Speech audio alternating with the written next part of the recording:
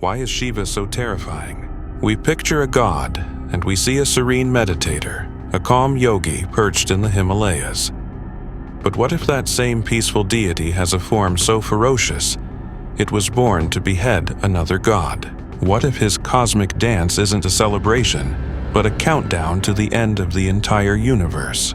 Tonight, we explore the bone-chilling tales of Shiva's terrifying forms and uncover the dark, destructive power that isn't just feared, it's necessary. This isn't about simple horror stories. This is about understanding one of the most profound and misunderstood aspects of the divine. In Hinduism, the cosmos is run by a trinity: Brahma, the creator, Vishnu, the preserver, and Shiva, the destroyer. But calling Shiva a mere destroyer misses the point entirely. His destruction isn't malice, it's a cleansing fire. Imagine a wildfire, terrifying and chaotic, leaving nothing but ash.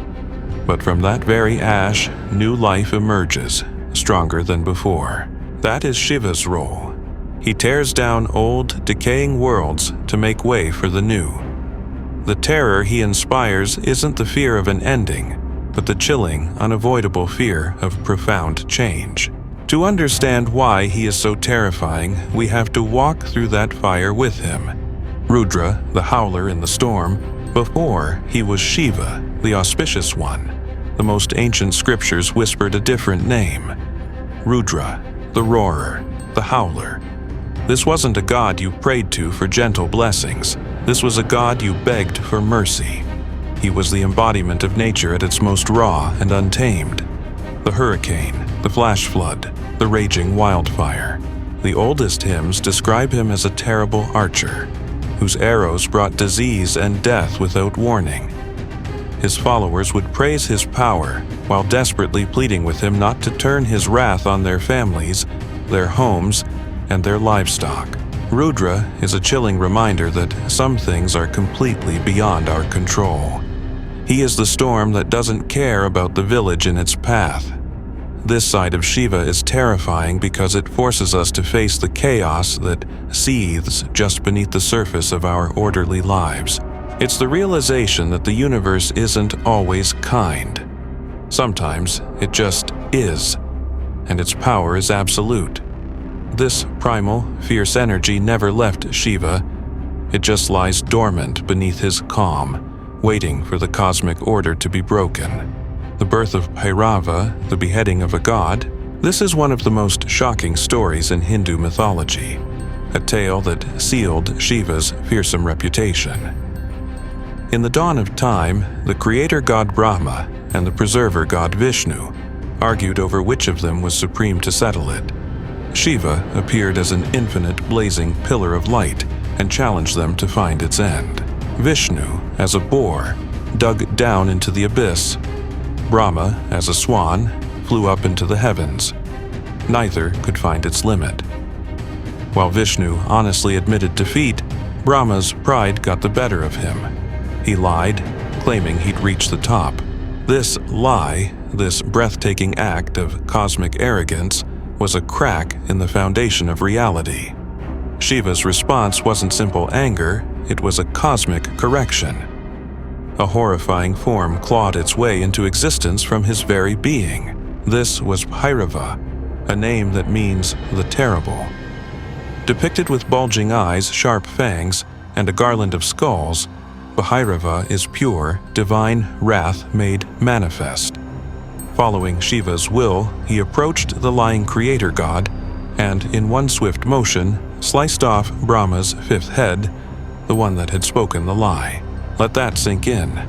The universe's integrity was so vital that Shiva unleashed a being to decapitate the creator himself. It's a horrifying lesson. Nothing, not even a god's ego, is safe when cosmic law is broken, and the story gets darker. As punishment for the crime of striking down a Brahmin, Brahma's severed head fused to Bhairava's hand.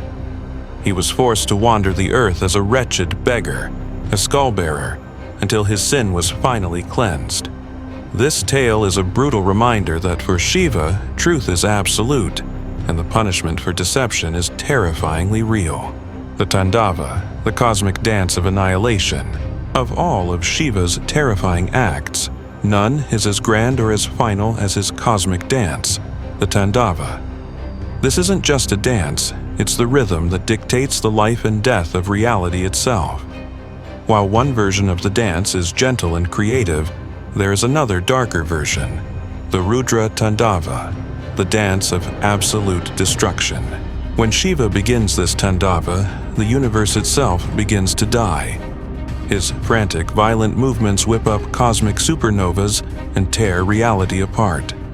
His matted hair, flying wildly, shatters stars and obliterates galaxies. The beat of his drum unravels the very fabric of space-time, and the fire that erupts from his third eye burns all of creation to ash. In this form, as Nataraja, the lord of the dance, he crushes a demon named Apasmara under his foot, the demon of ignorance. He isn't just destroying the physical world, he's stamping out the illusion that binds all souls to it. This dance is the ultimate, terrifying act of transformation. It's the final scene in the cosmic play, when the universe has grown old, corrupt, and must be wiped clean. The terror of the Tandava is its sheer scale and finality. It's the end of everything. The sun, the moon, the gods themselves, all dissolve back into the void. But hidden in this apocalypse is a profound secret. The Tandava isn't a mindless rampage. It's a clearing of the slate so that Brahma can create the cosmos anew. It is the most terrifying act of renewal imaginable, where the price of a fresh start is total, screaming annihilation. The destroyer who protects, it's easy to get lost in these dark tales of wrath and ruin.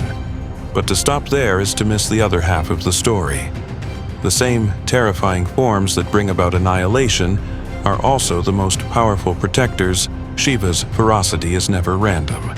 It's a weapon, precisely aimed at the evil and ignorance that threaten the cosmos. Think of Bhairava, the same being that beheaded a god. While he is a symbol of unimaginable wrath, he is also worshipped as a guardian. He stands as the eternal protector of the Shakti Pithas, the sacred sites of the Divine Mother. In the holy city of Varanasi, he is the chief of security, protecting the city from all evil and purifying the souls who pass through it. Here, his fearsome appearance isn't for the devotees, it's for their enemies. They don't fear him, they seek his protection because he is terrifying. This duality is the key to understanding Shiva. His destructive power isn't a sledgehammer, it's a surgeon's scalpel, cutting away the sickness to save the soul. Psychologically, Shiva's terrifying forms represent the brutal inner wars we fight to grow. The fear he causes is the fear of losing our ego, our attachments, our illusions, everything that holds us back. To confront the terror of Shiva is to confront our own deepest fears of change, death, and the unknown. In a strange and beautiful way, his terror is a form of grace. It's the force that shatters our self-made prisons and compels us toward truth. So, why is Shiva so terrifying? He is terrifying because he is the part of reality we refuse to look at, the raw, untamed, and destructive forces of the universe. He is the storm, the fire, and the void. His fury can unmake gods, and his dance can end worlds. But his terror is not evil. It is the terrifying sound of transformation. He is the divine demolition crew who must tear down what is old and corrupt to make way for what is new. The stories of Rudra, Bhairava, and the Tandava are not just myths designed to scare us. They are lessons, teaching us that creation and destruction are two sides of the same coin, that every ending is just a beginning in disguise. To understand Shiva is to understand that the deepest truths are only revealed when everything else has been burned away. His terror is his promise, a promise that nothing lasts forever, and that in the great cosmic cycle, destruction is not just an ending to be feared, but a powerful, purifying, and regenerative act of grace. If you were captivated by the dark power of Shiva, Be sure to like this video and subscribe for more deep dives into the world's most powerful mythologies. What aspect of Shiva's power do you find most compelling? Let us know in the comments below. Thanks for watching.